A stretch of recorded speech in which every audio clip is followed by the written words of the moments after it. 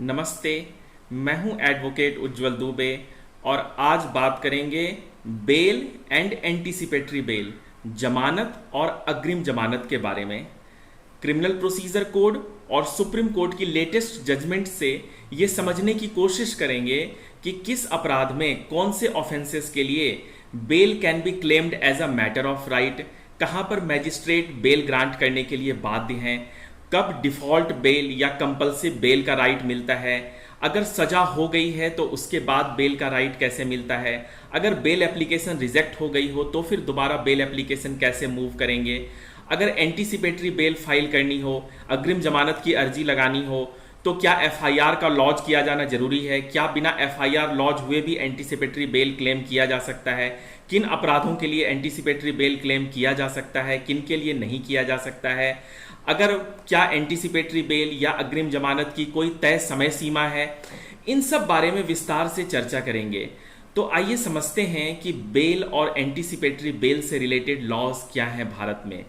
आपको बताऊं कि नेशनल क्राइम रिकॉर्ड्स ब्यूरो के जो आंकड़े हैं वो बड़े ही भयावह हैं। वो कहते हैं कि 10 में से 7 लोग जो जेलों में बंद हैं वो अंडर ट्रायल्स हैं। अंडर ट्रायल्स कहने का मतलब है कि उनके ऊपर अभी मुकदमे की सुनवाई चल रही है, ये फैसला नहीं हुआ है कि वो दोषी हैं या नहीं। जबकि दूसरी तरफ क्रिमिनल जूरिस्प्रूडेंस ये कहता है कि bail is a rule and jail is an exception. Actually, law regarding bail and anticipatory bail is all about balancing. On one hand, you have presumption of innocence, fundamental right of personal liberty guaranteed under Article 21 of the Constitution, and on the other hand, you have public interest. And अब court क्या करेगी? Court has to somehow reconcile the two, क्योंकि fundamental right जो दैहिक स्वतंत्रता का अधिकार, personal liberty जो आर्टिकल 21 गारंटी करता है, उसको तभी कर्टेल किया जा सकता है जब ऐसा करना इंपरेटिव हो। तो बेल को अगर हम क्लासिफाई करें तो बेल को हम 4 पार्ट में क्लासिफाई कर सकते हैं जो सीआरपीसी के प्रोविजंस हैं उनके according. First is mandatory bail, section 436 of CrPC. Second is discretionary bail, section 437, 438 and 439 of CrPC. Third is default bail और compulsive bail, section 167 2 of CrPC and 436 A of CrPC. And post sentence bail, section 389 3 of CrPC. तो अब आइए एक एक करके समझते हैं इनको। First is mandatory. Mandatory word से ही क्लियर है, यहां पर court is bound to grant bail. Section 436 CrPC में जो एप्लीकेशन मूव की जाती है, बेल एप्लीकेशन मूव की जाती है, वो बेलेबल ऑफेंस के लिए होती है, जमानती अपराध के लिए होती है। ऑफेंसेस को 2 कैटेगरी में डिवाइड किया गया है, बेलेबल ऑफेंस और non bailable offence. Bailable offence जो छोटे अपराध हैं उनको बेलेबल ऑफेंस की श्रेणी में रखा गया है, जो गंभीर अपराध हैं, हीनियस क्राइम्स हैं, उनको नॉन बेलेबल ऑफेंस की श्रेणी में रखा गया है। तो बेलेबल ऑफेंस कौन से हैं और नॉन बेलेबल ऑफेंस कौन से हैं? If you would like to determine which offence is bailable and which is non bailable, just go through first schedule, just look into first schedule of CrPC. आपको उसमें ये पता लग जाएगा कि कौन से अपराध बेलेबल ऑफेंस की कैटेगरी में आते हैं और कौन से नॉन बेलेबल की कैटेगरी में। तो जो बेलेबल ऑफेंस हैं वहां पर bail can be claimed as a matter of right, वहां कोर्ट भी मना नहीं कर सकती है बेल ग्रांट करने से। उन केसेस में पुलिस स्टेशन से भी बेल मिल सकती है, अगर पुलिस कस्टडी में है, अगर जुडिशियल कस्टडी में है या पुलिस कस्टडी में है तो कोर्ट से भी बेल मिल सकती है। और इसमें बेल मिलेगी ही, क्योंकि यहां पर बेल आपका मैटर ऑफ राइट है। रसिक लाल वर्सेस किशोर के केस में सुप्रीम कोर्ट ने in the year 2009 reiterated that magistrate is duty bound to grant bail in case of bailable offenses। जहां पर बेलेबल ऑफेंस का मामला है वहां मैजिस्ट्रेट भी ड्यूटी बाउंड है बेल ग्रांट करने के लिए। तो ये था आपका सेक्शन 436 सीआरपीसी। अब आते हैं डिस्क्रिशनरी बेल के ऊपर। तो डिस्क्रिशनरी बेल क्या है? डिस्क्रिशनरी बेल कहने का मतलब है जहां डिस्क्रिशन है कोर्ट की, जहां कोर्ट का अधिकार है कि बेल ग्रांट किया जाएगा या नहीं किया जाएगा। इसके जो प्रोविजंस हैं, इसके लिए जो एप्लीकेशन मूव की जाती है वो सेक्शन 437 और 439 सीआरपीसी में की जाती है। तो 437 और 439 में बस ये डिफरेंस है कि 439 talks about sessions court and high court. अगर 439 में एप्लीकेशन मूव की गई है तो सेशन कोर्ट या हाई कोर्ट में की जाएगी, और दूसरे कोर्ट्स में अगर की गई है तो वो 437 में की जाएगी। किस ऑफेंसेस में? नॉन बेलेबल ऑफेंसेस में। ये 437 सेक्शन 437 सीआरपीसी और सेक्शन 439 सीआरपीसी में जब बेल एप्लीकेशन मूव की जाएगी तो ये नॉन बेलेबल ऑफेंसेस की कैटेगरी में जो ऑफेंस आते हैं उनमें। तो क्या वो जो नॉन बेलेबल ऑफेंस है उनमें बेल नहीं मिल सकती है? उनमें भी बेल मिल सकती है, लेकिन ये कोर्ट की डिस्क्रिशन है। कोर्ट उन सारे कोर्ट के पास कई कंडीशंस हैं, कई टेस्ट हैं जिसको कोर्ट देखेगी कि वो सेटिस्फाई करता है या नहीं। जैसे कि प्राइमा फेसाई केस है या नहीं, हैबिचुअल ऑफेंडर तो नहीं है, अगर इसे छोड़ दिया गया तो ये विटनेस को टेम्पर तो नहीं कर सकता, गवाह को डराने धमकाने का काम तो नहीं करेगा, ये देश छोड़कर भाग तो नहीं जाएगा, फ्लाइट रिस्क तो नहीं है।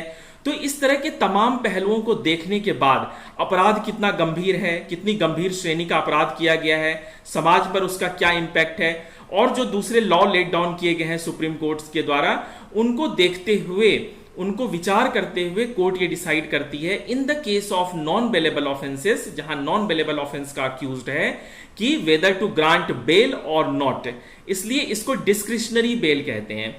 यहां पर एक बात और बता दूं कि जैसे अगर bail application, successive bail applications move किए जा सकते हैं।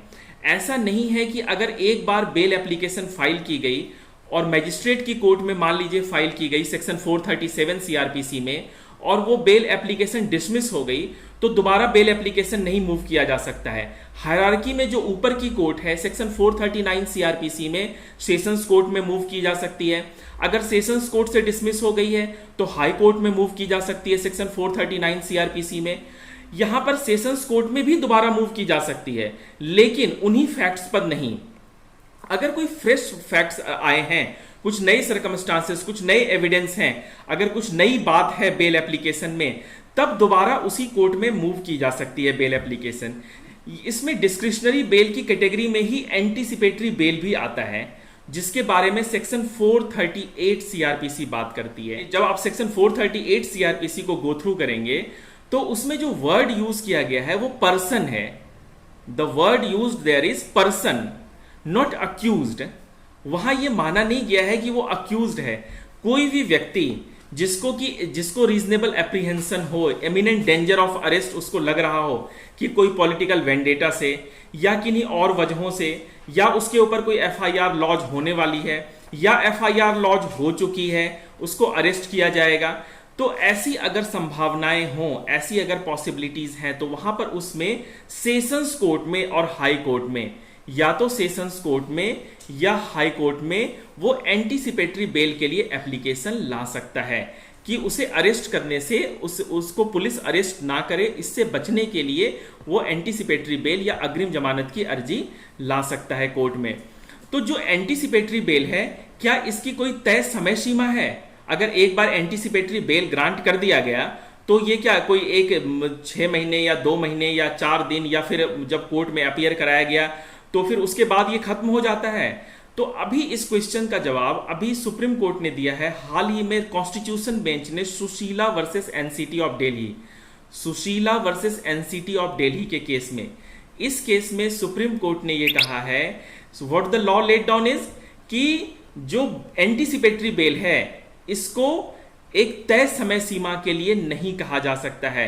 अगर किसी पेक्यूलियर फैक्ट्स और सर्कमस्टांसेस ऑफ द केस में अगर कोर्ट ने जब एंटीसिपेटरी बेल ग्रांट किया है तो अगर कोई ऐसी कंडीशन लगाई है फिर तो ठीक है। अगर ऐसी कोई कंडीशन नहीं लगाई है तो उनमें एंटीसिपेटरी बेल क्लेम करने के लिए, एंटीसिपेटरी बेल अगर ग्रांट की गई है तो उसकी कोई तय समय सीमा नहीं है कि इस समय सीमा के बाद एंटीसिपेटरी बेल की अवधि समाप्त हो जाएगी और उसको अरेस्ट कर लिया जाएगा। ऐसा कुछ भी नहीं है, ये अभी बताया गया है। एक और एंटीसिपेटरी बेल से जुड़ा एक और बात है, एक और पॉइंट है कि क्या एफआईआर लॉन्च होना जरूरी है?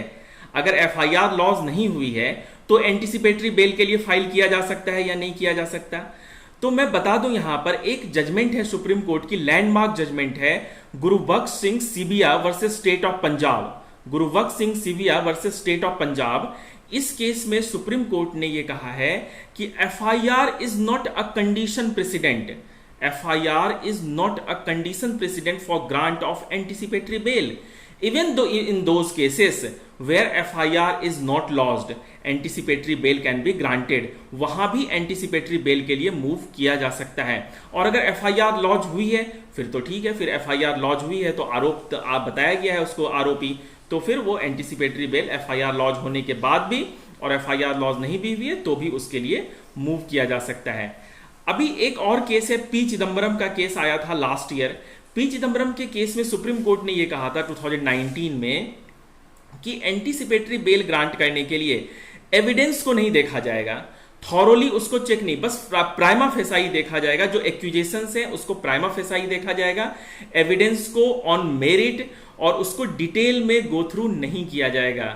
तो ये था एंटीसिपेटरी बेल से जुड़ा कानून, जहां पर अग्रिम जमानत के लिए सेशंस कोर्ट में और हाई कोर्ट में जब ये संभावना हो, जब ऐसा लगता हो कि किसी वजह से पुलिस गिरफ्तार कर सकती है, अरेस्ट कर सकती है, क्योंकि सेक्शन 41 ऑफ सीआरपीसी ये कहती है कि police has the power to arrest a person without warrant when a reasonable suspicion exist, when a credible information has been received.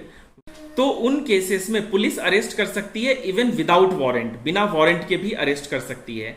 यहां एक बात और बता दूं, एंटीसिपेटरी बेल सिर्फ नॉन बेलेबल ऑफेंस के केसेस में भी फाइल की जा सकती है।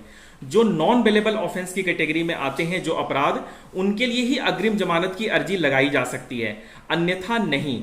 जैसे अगर कोई वॉलेंट्री कॉजिंग हर्ट का मामला है तो ये नॉन बेलेबल ऑफेंस की कैटेगरी में नहीं आता है। अगर इन ऑफेंसेस के लिए अगर एंटीसिपेटरी बेल की एप्लीकेशन मूव की जाएगी, फाइल की जाएगी, तो उसे रिजेक्ट कर दिया जाएगा। तो ये था आपका डिस्क्रिशनरी बेल। अब आते हैं डिफॉल्ट बेल और कंपल्सिव बेल के ऊपर, जो तीसरी कैटेगरी है। What is default bail and compulsive bell?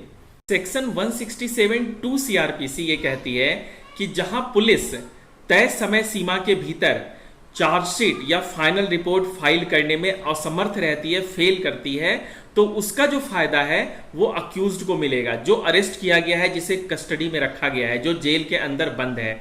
जैसे 167(2) का प्रोविजो ये कहता है कि पुलिस को उन ऑफेंसेस में जिनमें मैक्सिमम जो पनिशमेंट है वो इम्प्रिजनमेंट फॉर लाइफ है या अप टू 10 ईयर्स की इम्प्रिजनमेंट है, उनमें 90 दिन के भीतर चार्जशीट फाइल करनी है, 90 डेज के भीतर, और दूसरे केसेस में 60 डेज के अंदर।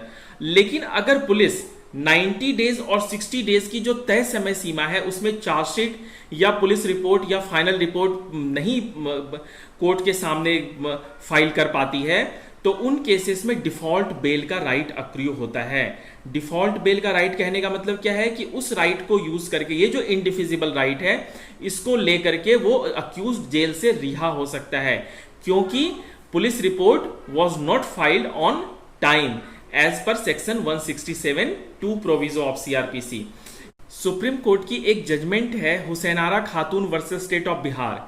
In this case, Supreme Court has laid down that it is the duty of magistrate to inform accused that he has a right to be released on bail, कि उसको default bell का right मिलता है। 167(2) में जो default हुआ है उसकी वजह से उसको राइट अक्रू होता है।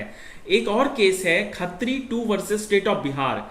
In this case supreme court में ये कहा है कि जो इंडिजेंट पर्सन है, जो गरीब व्यक्ति है, उसको लीगल एड का, उसको लॉयर प्रोवाइड करने का ये स्टेट की रिस्पॉन्सिबिलिटी है कि अगर कोई गरीब व्यक्ति है, उसके पास लॉयर्स को हायर करने की या लॉयर्स इंगेज करने की उसको सुविधा, उसके पास पैसे नहीं है, तो उसको लॉयर्स प्रोवाइड किया जाएगा, ना सिर्फ ट्रायल के समय बल्कि उससे पहले भी, जब अगर कोई भी राइट उसको अक्रू होता है या जैसे उसको रिमांड में लिया गया है, पुलिस रिमांड में है या जुडिशियल कस्टडी में भेजा गया है, तो उन केसेस में भी उसको लॉयर्स उसको प्रोवाइड किए जाएंगे।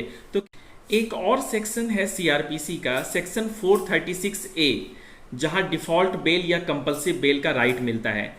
उन केसेस में जहां अक्यूज्ड ने, आरोपी ने, जो जेल में बंद है, उसने जो मैक्सिमम जिस ऑफेंस के लिए वो चार्ज्ड है, जिसकी ट्रायल चल रही है, उसने जो मैक्सिमम इम्प्रिजनमेंट है, जैसे मान लो कि अगर 7 साल की उस ऑफेंस के लिए है, उस अपराध के लिए है, जो इम्प्रिजनमेंट मैक्सिमम इम्प्रिजनमेंट की 7 साल तक की सजा हो सकती है, अगर उसने 3.5 साल से ज्यादा का समय, मतलब उसके आधे से ज्यादा का समय अगर उसने जेल में बिता लिया है, यह अमेंडमेंट से इंट्रोड्यूस किया गया है सेक्शन 436A सीआरपीसी में, अगर उसने उसके आधे से ज्यादा समय अगर उसने जेल में बिता लिया है, तो वहां पर भी उसको डिफॉल्ट बेल का राइट मिल जाता है।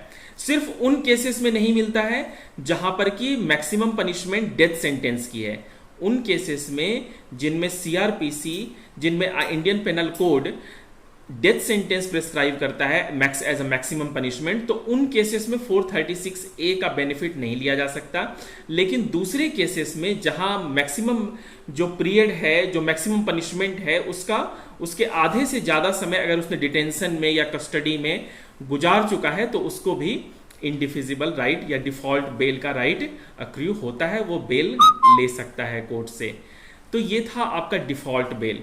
अब आते हैं इसकी लास्ट कैटेगरी के ऊपर, जो कि है post sentence bail. Post sentence bail कहने का मतलब है जो सेक्शन 389(3) इसके बारे में बात करती है कि अगर कोर्ट को ये सेटिस्फाई करता है, अक्यूज्ड अगर कोर्ट को ये सेटिस्फाई करता है कि वो अपील फाइल करेगा, सपोज कन्विक्शन हो गई है, लेकिन कन्विक्शन होने के बाद भी वो कोर्ट को अगर ये सेटिस्फाई कर पाता है कि इस केस में वो अपील फाइल करेगा, तो उस केस में कन्विक्शन के बाद भी अगर मैक्सिमम इम्प्रिजनमेंट 3 इयर्स की है, मैक्सिमम जो उसकी पनिशमेंट है वो 3 इयर्स इम्प्रिजनमेंट की है, तो वहां पर भी उसको बेल ग्रांट किया जाएगा। ये पोस्ट सेंटेंस बेल की कैटेगरी में आता है। तो ये था बेल और एंटीसिपेटरी बेल और इससे जुड़े जो कानून है सीआरपीसी के और जो सुप्रीम कोर्ट की लेटेस्ट जजमेंट्स हैं। तो thank you so much for joining. Thank you so much.